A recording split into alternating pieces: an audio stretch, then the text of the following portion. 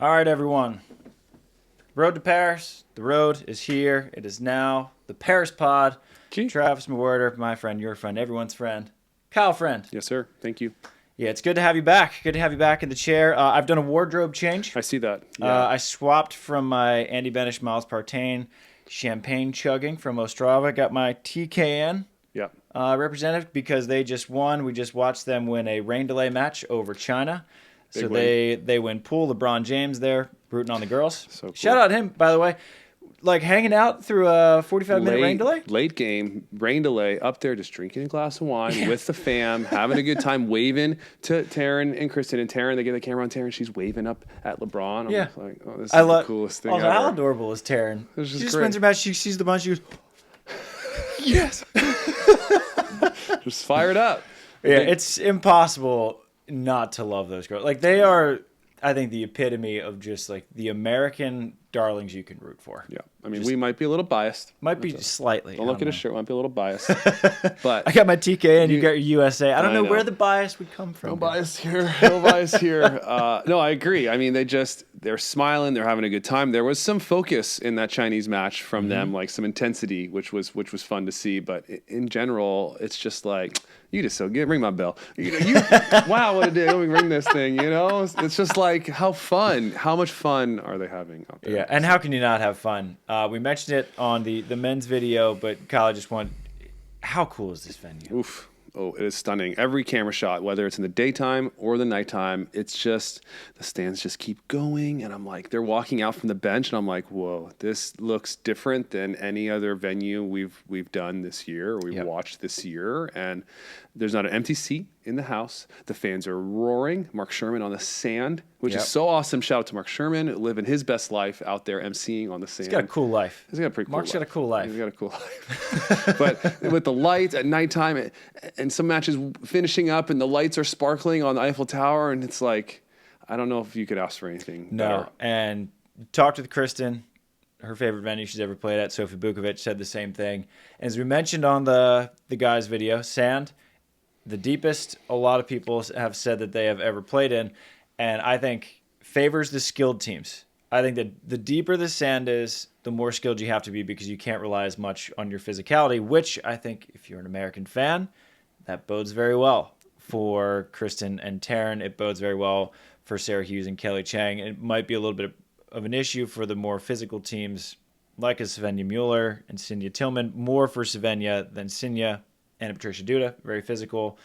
Valentina Guittardi, very physical, where your angles are taken away a little bit. And I think that's honestly one of the biggest reasons that Sophie Bukovic and Heather Bansley struggled as much as they did. Sure. Because they've been very good this year, and I just don't think Heather had those angles that she's used to having. Yeah.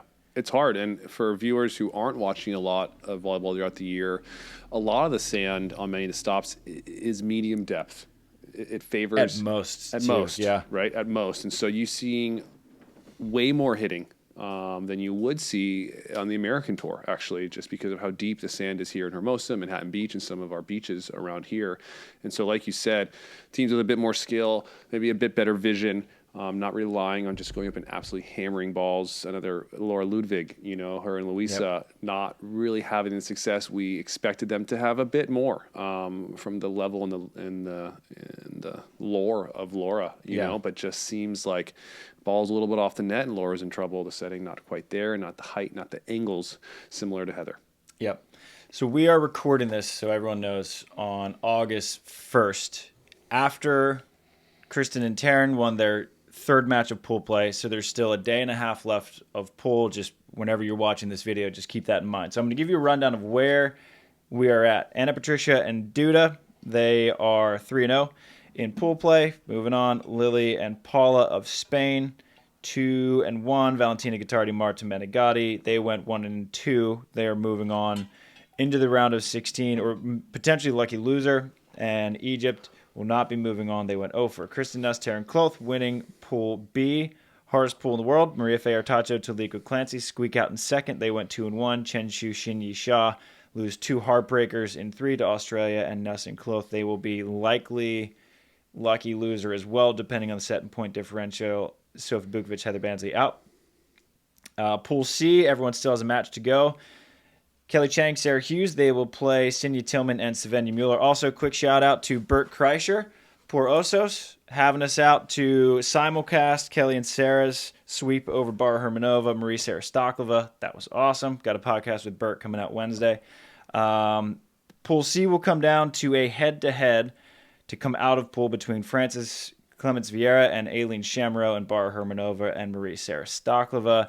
Hughes, Cheng, Mueller, Tillman, their head-to-head will be for the 1-2 in pool, but it doesn't really matter because you're starting in the round of 16 anyway. Pool D, number one storyline by far, Zoe Verge-Depre, Esmee, Bobner. They are 2-0 after 2 upsets over Tina Gradina, Anastasia Samoilova, and Melissa Gimana Paredes and Brandy Wilkerson.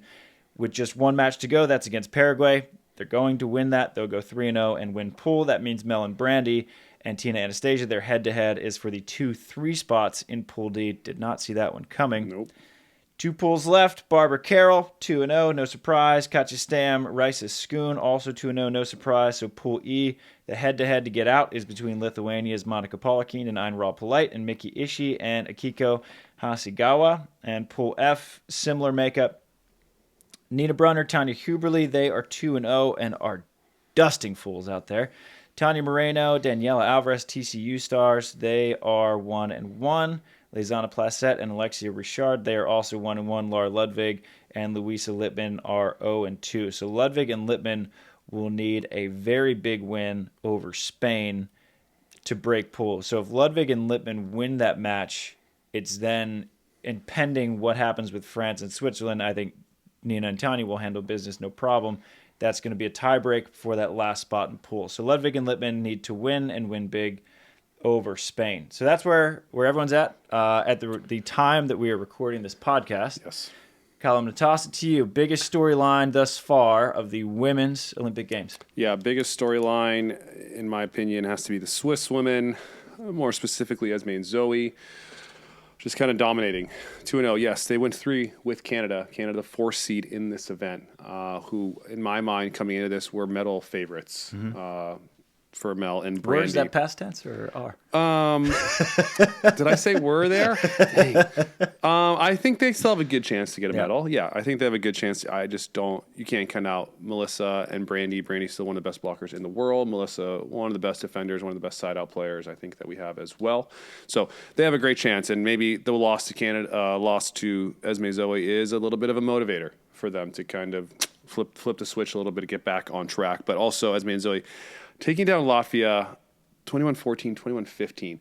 That's a big win. That's handling. And Latvia just getting done after a great event in Stade and a good event in Vienna. What did they finish in Vienna? I forget. Which one, Zoe and Esmee? No, Latvia. In Vienna. I don't know where they finished, to be honest. Okay. They took second in Staria Blanchi, and they took third in Stade. Yeah, so peaking. There's a really good. And those girls are playing really good volleyball right now, and Esmee Zoe just playing better. And we had a chance to talk with them in Stade, and they're just the nicest girls, and they have accepted that there is a grind. They have come. It's like they have matured and leveled up a little bit in this past year of being all these newbies coming in, having some good wins. To okay, we are a good team. We are a dominant team, and I've seen Esmee hit some balls harder than I've seen a lot of girls hit the balls, and a lot of women hit the ball out there in the Olympics. And so I don't want to see them across the net. And so that's kind of like my biggest storyline is Esmee and Zoe just absolutely balling and just like kind of taking on this moment and stepping up to the challenge. Yeah, and Esmee and Zoe, I think when teams qualify the way they did, where they had to play so well to qualify because you got the bronze medalists from Tokyo on your tails and Joanna coming in and you qualify. And I think they're the most improved team in the world in 2024. And we talked a lot on our men's podcast about how young a lot of the players are. How are they responding to the first time on this stage? Sweden, first time, struggling a little bit. Esmee and Zoe, balling. And what's interesting, you mentioned that we talked to Zoe and Esmee in Stade, and they said that we didn't have confidence that we were going to qualify until we beat Mel and Brandy in Brasilia. Right. And as a reminder, they were down 17-20 in the second set came all the way back, had never taken so much as a set off Mel and Brandy prior to that 9th place match in Brasilia, end up coming back, take the second set, win the match, take a huge bronze medal that pretty much clinched their bid into the Olympics. And what blew my mind was that they beat Mel and Brandy with the same formula. Zoe just going deep seam and deep seam and deep seam and waiting till Mel and Brandy stopped it, and no one stopped it. And I'm sitting there, I'm like, they're not, it's, no one changed. And if it ain't broke, don't fix it. Right, absolutely. And it ain't broke, and they recovered from getting whacked a little bit in the second set. Shows a lot of maturity to come back, win that third, and now they're in the driver's seat, guaranteed the top, pretty much guaranteed the top spot, but at least the second spot, so they'll be starting in the round of 16. And the Swiss women, they look good. Yeah. They look very good. I mean, going into this event, I had Huberly and Brunner as being one of my dark horses to get a medal. Yep. Because I think, I mean, Nina Brunner is like one of my favorite defenders to watch on the women's side. So smooth. It's just so smooth. Everything she does is purposeful. She's got all the range. She prepares the same way. Just kind of like Nuss, just like, boom, same approach every time. No matter where she, boom, same approach every time. Just getting that ball on the right shoulder every single time. And those athletes, Brunner and Huberly, have been just playing really consistent in their floor. We've talked about TKN's floor being very high. I think Switzerland, Brunner and Huberly's floor is very high. Even when they are playing average volleyball, they're better than most teams on the tour. And SANDCAST listeners are probably getting so tired to hear me saying this, but defense. Just give me the best defensive teams in the world. I'm just going to ride them. Yeah. And I think Nina Brunner and Tanya Huberly are one of the best Block D teams in the world. There are 4 sets that they've played at the time of this recording, 21-9, 21-15, 21-12, 21-19. They are smashing That's teams. a lot of point differential. And if they are in the chance of point differential position, they're going to be just fine. Yeah. Yeah, they're going to be just fine there, which is crazy. So, Swiss women, Yep. powerhouse. You know what? And I'm just thinking of this. I would love to see a college format style between, with the way that these Olympics are going, going to be Switzerland, United States, Brazil. And Germany. Because between, you got the American women currently 5-0, Swiss women currently 4-0, Brazilian women currently 4-0. And Patricia Duda are sitting 4-0. They have just like took care of Egypt, took care of Valentina Gottardi and Marta Menegatti, and in a match that I expected to be close. I was excited to watch that one this morning, and on the replay, because I wasn't up super early. Well, actually, no, they played this afternoon. Okay. That was live when I was watching that one, so that was good. But Italy looked befuddled. They looked confused. They looked frustrated. And Brazil had no care what was happening on that side of the net. They were just still bump setting quicks to the pin and shooting here, and AP's blocking. It was impressive. They looked dialed. Yeah, and I've mentioned it a couple times that I think when Anna, Patricia, and Duda are playing at their best, no one can beat them. Yeah. And so it's just a matter of, on the day, if there should be one, that they turn in a B minus, a C plus. Can someone take advantage? Definitely. Because if it isn't taking advantage, you're looking at your gold medalists. Right, and we've seen it before. They have lost because they've brought their B game. But it is the Olympics. It's a different beast. And going into this event, they have my gold medal pick for the women's side. As biased as I am to our USA women, I got them winning silver and bronze between TKN and Sara and Kelly. Be a good haul. It'd be a great trip. A great weekend for the team. For the teams. Do you think it bodes well for Anna, Patricia, and Duda that they did not win gold at the World Championships? Do you think that they just got the little, we wanted that one? You know, maybe it's in the back of their mind. I feel like for a team like that, they've won so much that it's like one of many, you know, okay, we didn't win that one. And so it's like, okay, that's like a long time ago. We've been winning all year. We've won a ton of medals and stuff like that. So, you know, I'm not sure, but, you know, as we know the statistic of the past history, it's not aligned, as maybe you've heard on broadcast, where it doesn't mean just because you win world champ doesn't mean that you win the Olympics. It's actually contraire, that if you win world champs, usually you do not win the Olympics. Yeah. So you may have heard on air that the past 5 Olympic gold medalists were the world champions. The opposite's true.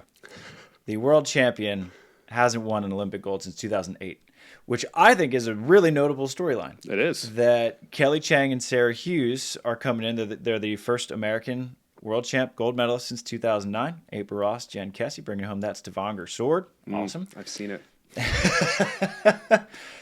And Sara and Kelly look incredible. Yes, they do. I thought they looked really good against the Czech Republic. I thought maybe a little bit nervy in that first. And it's still actually, it blows my mind that this is Sara's first Olympics just because she's Sara Hughes. And this is something that she's had designs on since she was 8 years old. And Misty May took her under her wing and Carrie when she was sitting on the Huntington Beach Pier. Yep. And now here they are on the first Olympics, maybe a little bit nervy against Czech Republic, maybe a little bit nervy against France. They went down 9-12 at the technical timeout, but ended up 2 straight sweeps, 2-0, guaranteed round of 16. Kristen and Taryn, 3-0, top seed in pool, guaranteed round of 16. What have you seen from the American women? Yeah, like you said, a little nervy for Sara and Kelly, but I think what I saw was Sara's approach didn't look as normal as I've seen it in the first couple of matches. Just seemed like she was a little off in her timing. It could be the deep sand, just not quite as aggressive as I used to seeing Sara. And again, maybe it's because you're not getting the height where Sara likes to swing in a lot of balls. It just seemed like she was just a little off on some of that timing, which I think as she's cleaned up in the last match for sure. And her and Kelly's looked great. I think in general, I think Kelly looks phenomenal. She is maybe the best blocker, one of the best blockers that we have, best option players on the women's side, no question. And then when they're being creative and having fun out there, they're so fun to watch and an absolute nightmare to play against defensively, to have to deal with them. And then the other side, TKN just look like they've been here before. Don't they? They look like they've been here before, which is wild to me because they just graduated college just a few years ago. They just started on the Beach Pro Tour a few years ago. And there's obviously, like I said, there's intensity to them when they play, but there's also this lightness and this joy that they have on the court that is hard to replicate. And when they are playing their best, they have that smile, and Taryn's looking at Kristen like, you got dig again? You got that dig again? Come on, ring this thing, It's just, they are so supportive of each other and they're having a blast out there and they're just, they're stepping up to the moment and they're standing in it, It's crazy. Yeah, it's fun to watch. And have I mentioned that I like defensive teams? Yeah, you did say that. Who's 1 and 2 in digs? Kristen, Nuss, and Sara Hughes. Wow, that's cool. Kristen, Nuss, Sara Hughes, Nina Brunner. Wow. Man, it's like we didn't have to look at the stats and we got the right people. This is why you come here for the Paris pod. We give you the right people, then Travis will tell you the stats. I'm here for it. I just look for digs, and then if I see defenders with a lot of digs, I'm like, all right, they're probably undefeated. Yeah. That's usually the case. Correlation, causation, take your pick. Sure. But the women's side, pretty straightforward, to be honest. Nothing crazy so far. Once the round of 16 begins, the women's side is just a little bit more top-heavy than the men. I would expect it to be relatively normal until the quarterfinals, and then the things should get a little wild. Mm-hmm. So you like AP Duda to win? I do. Which U.S. team taking silver? I got TKN. TKN taking silver? Yeah. Okay, yeah. Kelly, Sara winning bronze. Who they playing in bronze? I think they're playing Mel and Brandy. Okay. In the bronze medal match. I like that. Yeah. Yeah. I can't disagree with that. Okay. I've had TKN to win gold this whole time. Sticking with it. I like it. Sticking with my guns. That's great. Yeah, I got Kristen, Taryn winning gold. I do have Kelly and Sara also on the podium. Would love to see a 2012 All-American final 12 years later. I don't know. I don't even know if it's possible. I don't know the way that the playoff brackets are going to wind up. Right. That was my next question to you, but I hope that they can meet each other in the finals. If not, we'll settle for 2 medals. We'll settle for 2 medals. We would love 2 medals. 2 medals for our girls, maybe a couple medals for our men's team. That'd be fun. That'd be great. Yeah, we didn't even touch on Chase and Miles. Really, in the men's, just we don't really know what their deal is going to be. We'll see. Yeah. Yeah, they just they need Bormans and Negrut to beat France, or they just need to beat Spain. So they should be moving on. Well, yeah, we did mention that they have a good chance of getting out. Yeah. Yeah, for sure. Anything else for you for the women? That's all I got. I don't think so. I think we're just continue to keep watching this phenomenal tournament. Yeah. And see what happens. Yeah, so we will we'll try to update you guys either after all the 9th place rounds are done or after the quarters as we do kind of a semifinal medal preview. So we'll see. We were going to do this on Friday, but it's 6-man, and it would have been sloppy. And we don't want to give you guys sloppy podcasts. It doesn't need to be a slop cast. So we went a day early, still got a day and a half of pool play. You're welcome for that. Would have been fun. Would have been a little loose. Would have been a little sloppy. Yeah. Would have been fun. So, Kyle friend, happy Sixmas. Yes, indeed. Glad to have you on board. Everyone, happy Olympics. Greatest sporting event of all time. And we will catch you guys next time on the Paris Pod. Woo. Shoots.